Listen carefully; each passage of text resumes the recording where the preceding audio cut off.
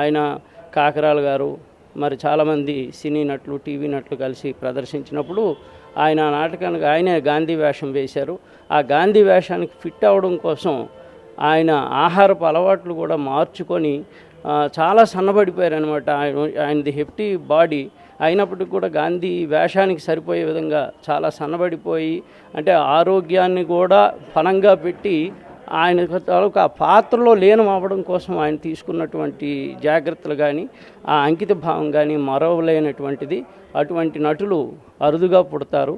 మరి ఆంధ్రప్రదేశ్ ప్రభుత్వం తరపున సంచాలకునిగా, సాంస్కృతిక శాఖ సంచాలకునిగా ఆయన కుటుంబానికి ప్రగాఢ సంతాపాన్ని తెలియజేస్తున్నాను. గురుగారు రమణమూర్తి గారు విజయనగరంలో పుట్టి తెలుగు నాటక రంగానికి ఒక పితామహులుగా మాలాంటి కళాకారులు ఎంతమందికో గురువుగా వారు ఇచ్చారు. వారి యొక్క స్ఫూర్తి మేము నాటక రంగంలో పనిచేయడానికి, నాటక రంగమే మా ధ్యేయంగా పనిచేసేవాళ్ళం. ఆయన ఎప్పుడు చెప్పినా నాటక రంగం తల్లి లాంటిది, సినీ రంగం పెంపుడు తల్లి లాంటిది అని చెప్పేవారైనా అన్నటువంటి మహానుభావులు చనిపోవడం మాకు చాలా బాధ కల్పించింది. ఆధునిక తెలుగు నాటక రంగం, తెలుగు సినిమా రంగం గర్వించదగిన మహానటుల్లో జేవి రమణమూర్తి గారు ఒకరు. ఆయన మాకందరికీ గురు సమానుడు. ఆయనతో కలిసి పనిచేశాం. ఆ పనిచేసినటువంటి మధుర క్షణాలు ఇప్పటికీ ఎప్పటికీ మా హృదయాల్లో అలాగే నిలిచిపోతాయి.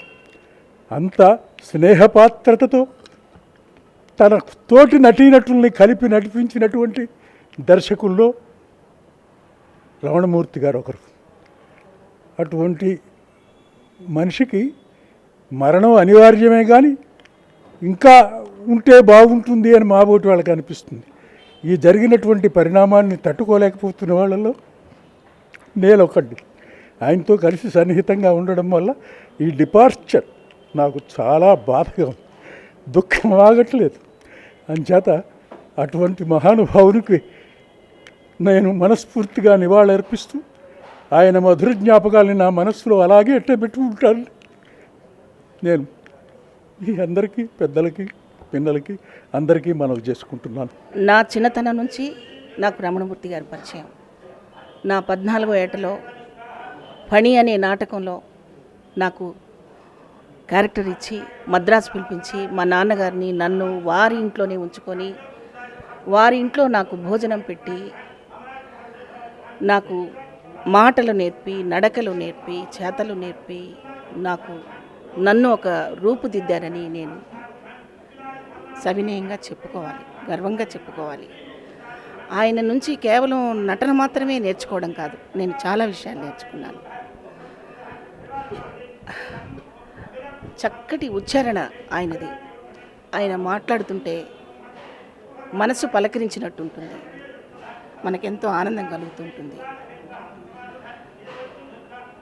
ఒక ఆర్టిస్ట్కి కావలసిన లక్షణాలు ఎన్నున్నాయో అవి నేను లెక్క కట్టలేను. అందమైన రూపం, శ్రావ్యమైన గళం, అభినయం, క్రమశిక్షణ ఎన్నో ఉన్నాయి ఆయన దగ్గర.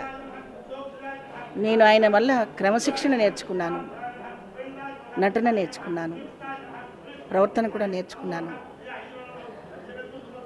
నాకు చాలా గుర్తున్నాయి. కూర్చోవడం చేత కానీ పరిస్థితుల్లో ఆడపిల్ల ఎలా కూర్చోవాలి, ఎంత అణువుగా ఉండాలి, ఆర్టిస్టు బయటకు వస్తే ఎలా కనిపించాలి, ఇలా ఎన్నో నేర్పారు ఆయన. నాకు ఇప్పుడు అనిపిస్తుంది, ఆ మహానుభావుడితో నేను దాదాపు 70-80 నాటకాలు ఢిల్లీ, కలకటా, బాంబేలో రోజుకి 3 ప్రదర్శనలు వేసే నాటకాలు ఆయనతో నేను చేశానా అని తలుచుకుంటే నాకు చాలా గర్వంగా అనిపిస్తుంది. ఎందుకంటే ఆ రోజుల్లో సినిమా చూసినట్టు first show, matinee, morning show నాటకాలు చూసేవాళ్ళు. పెద్ద పెద్ద పోస్టర్స్ థియేటర్ ముందు ఆయనతో పాటు కలిసి పెద్ద పోస్టర్లో నేను ఉన్నాను. నెలలు అలా పోస్టర్స్ ఉండేవి థియేటర్స్ ముందు. సినిమాకి రాకముందే నన్ను పోస్టర్లో చూపించిన మహానుభావుడు ఆయన. ఆ నాటకాల్లో మా నాన్నగారు భగవద్గీతలోని కొన్ని శ్లోకాలు పాడేవారు. నేనన్నా మా నాన్నగారన్నా ఆయనకి అసలు ఆర్టిస్టులు అంటేనే ప్రాణం ఆయనకి. నాటకం అంటే ప్రాణం. సినిమా కంటే నాటకాన్ని ఎక్కువగా ప్రేమించారు ఆయన. సినిమాల్లో రామారావు గారితో నాగేశ్వరరావు గారితో సమానంగా హీరోలుగా చేసినప్పటికీ, జమున గారితో వాళ్ళందరితో హీరోలుగా చేసినప్పటికీ ఎన్నో అవకాశాలు వదులుకొని ఆయన నాటకానికే ప్రాధాన్యత ఇచ్చారని నేను చెప్పగలను. ఎందుకంటే ఆ రోజుల్లో ఆయన ఎంత అందంగా ఉండేవారో చూసిన వారికే తెలుస్తుంది. దాన్ని ఆయన వదిలేశారు అంతే, నాటకానికి త్యాగం చేశారు. ఇలా ఇది నా అనుభవం అయితే నాలాగా ఎంతోమంది కళాకారులు ఉండి ఉంటారు. ఆయనతో పనిచేసిన ఆర్టిస్టులు, ఆయన ఆత్మీయతని పంచుకున్న కళాకారులు చాలామంది ఉండి ఉంటారు. మేమందరం మా కుటుంబ సభ్యుడిని పోగొట్టుకున్నట్టుగా నేను ఫీల్ అవుతున్నాను. ఎందుకంటే మా నాన్నగారు వెంట పెట్టుకొని వచ్చి ఆయనతో రిహార్సల్ చేయించడం కోసం మద్రాసు తీసుకొచ్చి అవన్నీ గుర్తుకొస్తున్నాయి నాకు. నా చిన్నతనం నుంచి ఆయన చాలా విషయాలు నాకు నేర్పి, చాలా ధైర్యం చెప్పి, మీ అమ్మాయి మంచి ఆర్టిస్ట్ అవుతుందని నాకు బ్లెస్సింగ్స్ ఇచ్చారు. ఆయనతో పాటు సినిమాలు చేశాను. ఆయన ఆత్మకు శాంతి కలగాలని కోరుకుంటున్నాను. మన కళాకారులందరూ ఆయన స్ఫూర్తి అంటే ఆయన ఇన్స్పిరేషన్ మనకు కావాలి.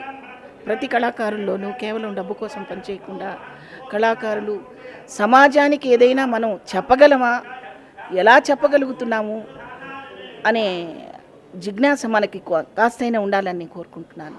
ముఖ్యంగా రంగస్థల కళాకారుడికి ఉండాల్సిన లక్షణాలు ఏమిటంటే కేవలం మన కోసం బతకడం కాకుండా సమాజంలోని కొన్ని పాత్రల్ని, కొన్ని సన్నివేశాలని, కొన్ని విషయాలని నాటకం ద్వారా చెప్పగలం. కాబట్టి నాటకానికి ప్రాధాన్యత ఇచ్చే ఈ వ్యక్తులని మనం ఎప్పుడూ మర్చిపోకూడదని మనవి చేసుకుంటున్నాను. ఆయన ఆత్మకు శాంతి కలగాలని కోరుకుంటున్నాను.